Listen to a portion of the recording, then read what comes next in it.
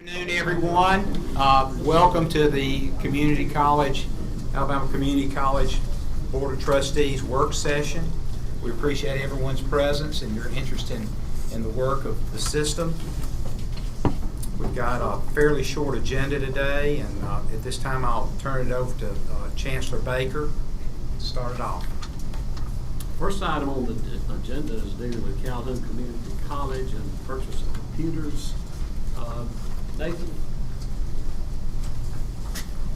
Nathan's in charge of IT at Calhoun, and he claims to have all the answers that we may need.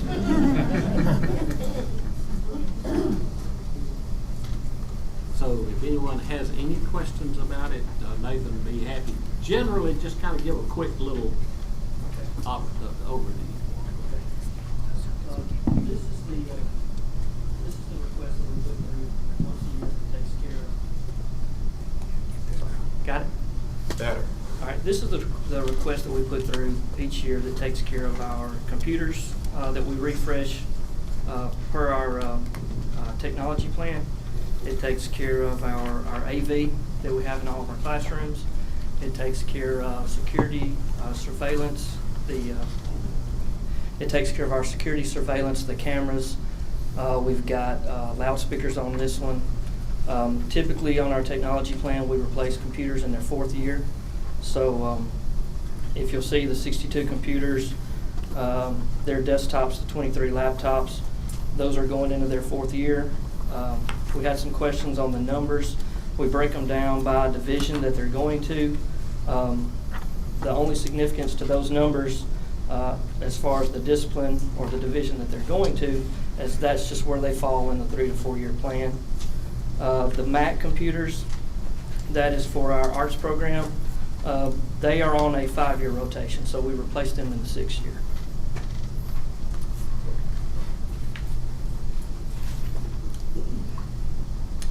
The AV equipment, let's see, 15, 25. We've got roughly 30 rooms on AV equipment. That gets our classrooms up to a standard where like an adjunct instructor that we hire last minute can come in, and every classroom is the same. They can use a laptop, they can use the computer there, bring in a USB thumb drive, bring in their iOS device, mirror it, and present with it. Try to keep with an open architecture where they can bring in whatever technology they need to present to the students. And then last is the security and network infrastructure. The $47,000 for the Isilon storage array, that's related to our surveillance. We keep a 30-day retention on all of our security footage. And with the addition of the Huntsville building and also the ACA Phase 2, we're not able to keep our 30-day retention without increasing our storage. So that $47,000 is for that storage array.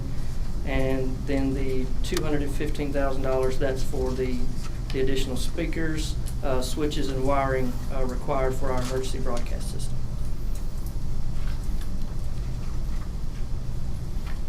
Any questions?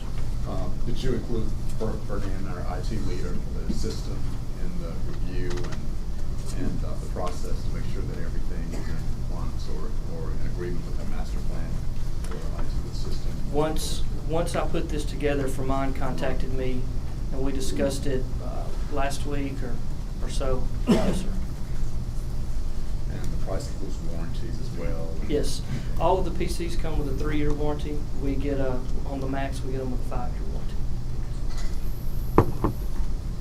There was a question on our call about the difference in the numbers on the math and science, and I think you kind of addressed that in the Yes, notation. ma'am. No significance to the area. It's just where it falls in our technology plan in the replacement schedule. Okay. The other thing, Milton, on that point, I asked for them to look at lease versus purchase because of the short life cycle, and it came back that it was not cost effective. Well, and another thing that I don't think I added at that time, what we do when these computers come out in their 4th year, we, as y'all know, we have the Limestone Correctional Facility campus. The best of the best machines are sent there to be used. They're also used in our CIS department for like operating system courses where they can strip down the computers, work on them.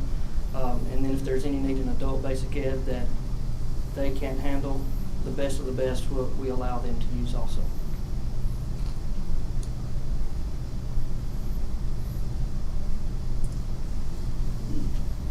Probably with the new math and science building, did we probably purchase a significant number of computers as well? Yes, ma'am. Well, and another reason you see the low number Right. on math and science, our math and science also share labs with our CIS department. Right. We use VMware virtual desktop computers that have 6, 7, 8 year life cycle on those. So most of those, they share those labs. We put the same image on all of those classrooms, and they have a longer life cycle. So that's another reason, just on the standard PC, you don't see a lot of just standard PCs for math and science because they're using those virtual desktops. Any other questions? Thank you. All right, thank you.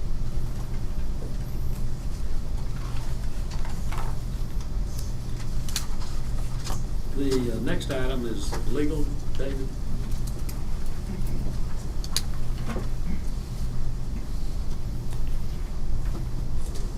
Good afternoon. This item is for the renewal of our annual professional legal liability, directors and officers liability coverage.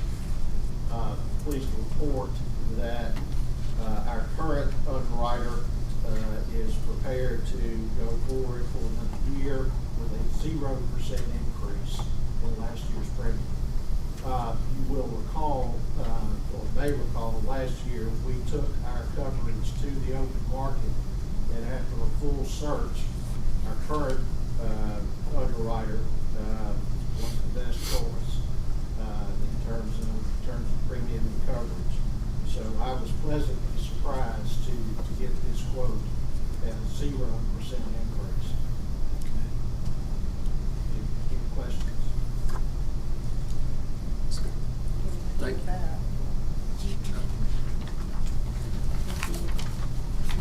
And, Vicki? Yes, sir. Vicki Olson is here as president of Enterprise Community College and operates the aviation program in Ozark. Good afternoon. Thank you for allowing me to present this request to you today. We are asking really to correct an issue at the college, which will also save the student approximately $16 on testing fees. Currently, the students are required to take comprehensive exams at the end of certain portions of the aviation curriculum in preparation for being admitted to the FAA written testing phase. Those are high-stakes exams, and we require that they pass them 3 out of 4 times before they're allowed to go into the FAA testing. We are seeking to retain a testing fee for this because we believe that the students need some skin in the game because it is high-stakes testing. But we would like to reduce the fee somewhat because students are finding it burdensome for the expenses of the tools and other things associated with the aviation program. We would also like to retain the fee to help pay for the testing lab that is associated with this. The testing is computerized, and I attached a document to the letter of request which shows an estimate of about $52,000 to equip the similar lab. And so over about a 5 year our cost for maintaining a lab for this testing is approximately $10,000 a year. The college will be losing approximately $10,000 in revenue by increasing the cost for the student, but that is a small portion of our budget. We feel like we can absorb that adequately.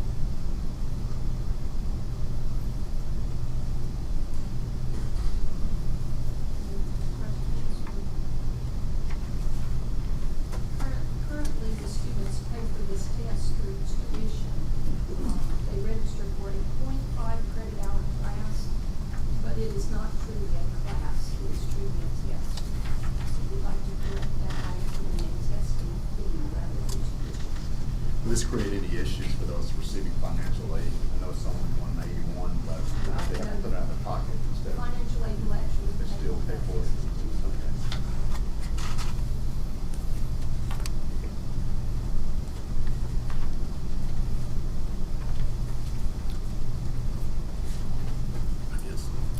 No other questions? I like saving students money. That's good. Yeah, thank you for your presentation, it's very detailed. If you would, stay there just a minute. I believe that's the last item. It is. It's the last item. Vicki has been undergoing a process over the last year in developing a new program in certification in IT. Would you kind of expand on that a little bit? Because I about said everything I know to say. Well, not really, but I think. Can you hear me? Yeah. Okay. Yes, this is in partnership with a very large accounting firm called Carr, Riggs & Ingram. Carr, Riggs & Ingram is headquartered in Enterprise, Alabama. They are one of the top 25 accounting firms in the nation. They have locations in, I believe, 13 of the southeastern states. They do international work as well. Very reputable, very successful firm. They, in addition to doing general accounting services, they also provide IT services, in particular IT auditing services.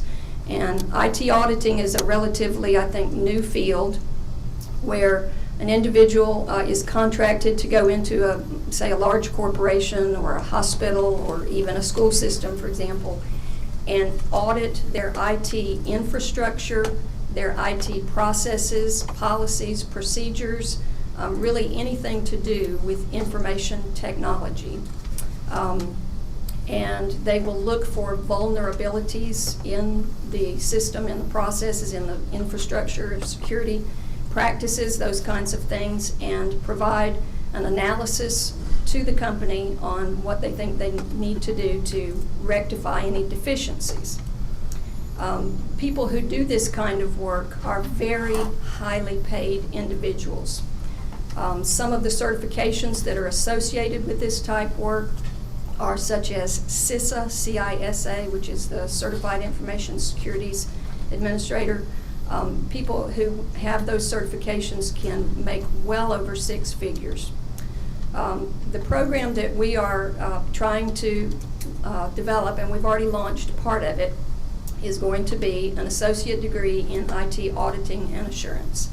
And we hope to produce a graduate with both the technical skills as well as the business acumen and the communication skills and presentation skills that are necessary to conduct these types of audits and then stand in front of a board of directors at a company or CEO and make presentations in a down-to-earth way that people who are not tech savvy can understand but can make decisions based on. So the graduates from this program will have to be very well-rounded individuals, but they will also have to have a lot of technical acumen. And the program that we have developed so far, we have a short certificate of 24 credit hours that we have completely developed and already launched. It has 4 embedded, even shorter term certificates, each of which leads to an industry certification from CompTIA. CompTIA is one of the more respected certifying organizations. They are not vendor specific, and so they hold a lot of weight in the IT world. That program, the short-term certificate, will be part of the larger associate degree, but it will serve as the core for the IT part of it. The student will also take some business classes, some accounting classes, and of course the academics that we hope will make them a well-rounded individual who can communicate to people in an effective way. We launched the short-term certificate this past fall. We did it through dual enrollment. We had 16 students from area high schools to participate. 2 of the students withdrew because of either health or family reasons. 14, I believe, finished the class, 12 of whom passed. All 12 of them took the first certification exam called IT Fundamentals from CompTIA, and all 12 passed. So we are really, really excited about the prospects for this program. However, one thing that I would like to stress to the board is we are having great difficulty finding people to teach in this program. We've identified some area adjuncts who are willing to come and teach at night after they've completed their day jobs, but we have conducted 2 extended formal searches for a CIS instructor and come up empty-handed both times. I then talked to my IT coordinator and convinced him to make a transition over into instruction half-time. And we would look for someone to replace him, and we're on our second search for someone to replace our IT coordinator.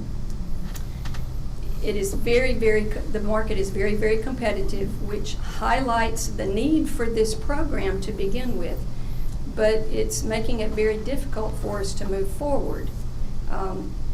I'm having to do a lot of the development of the curriculum myself because we only have one full-time CIS instructor who is being kept really, really busy.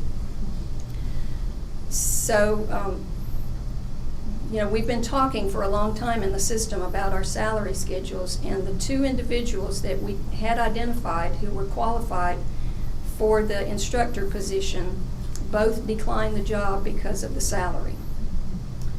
So, just make a plea to you for, what you already, I think, know about our ability to recruit in the market right now for instructors. Have any questions?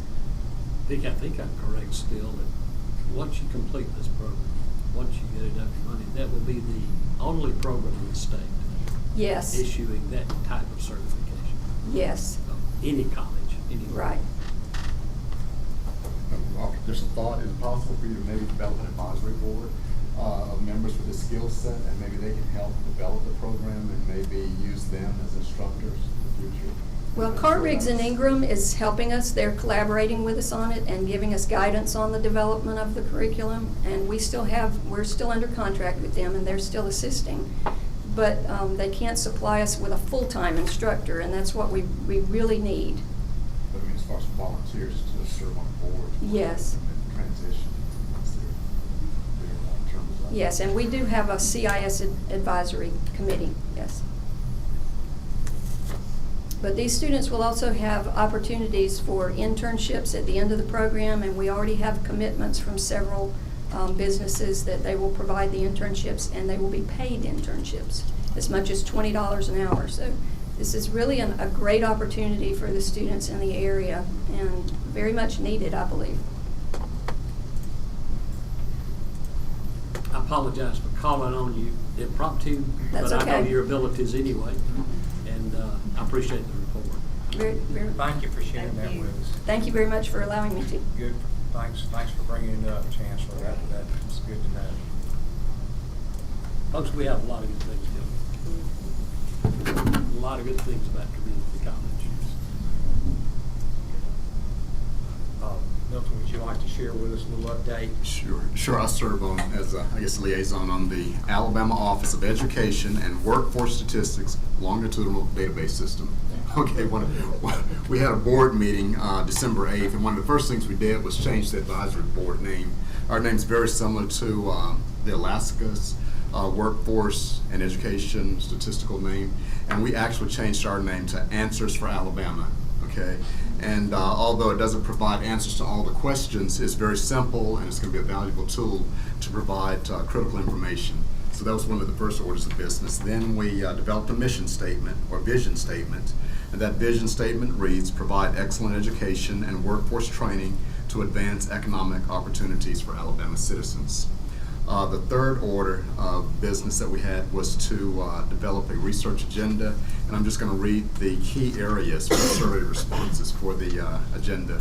The first one is assess availability of skilled workforce to address current and future demands of business and industry.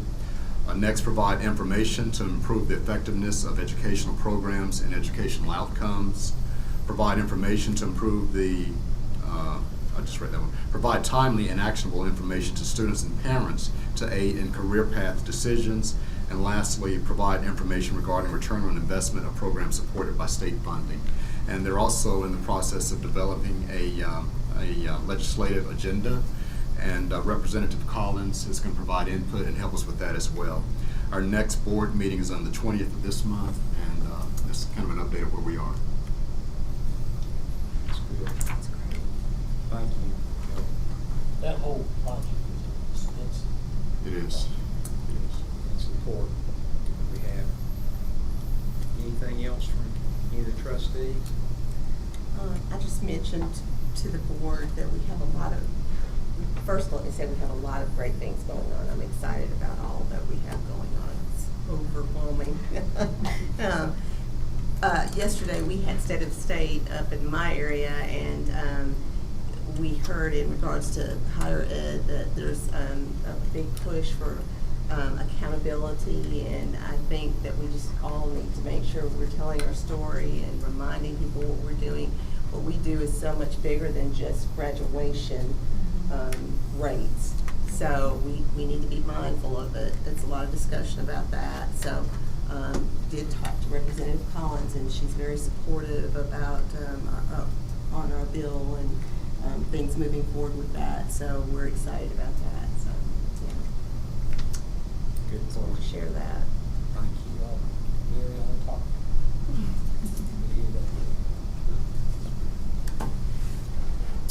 Anyone else? Chancellor, do you have anything else here? I appreciate your patience and your willingness to listen to us. And Thanks. work with us.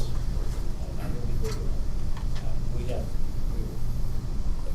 graduating, and I think we've reached a point where we have a great staff of people who are totally committed to what we're doing.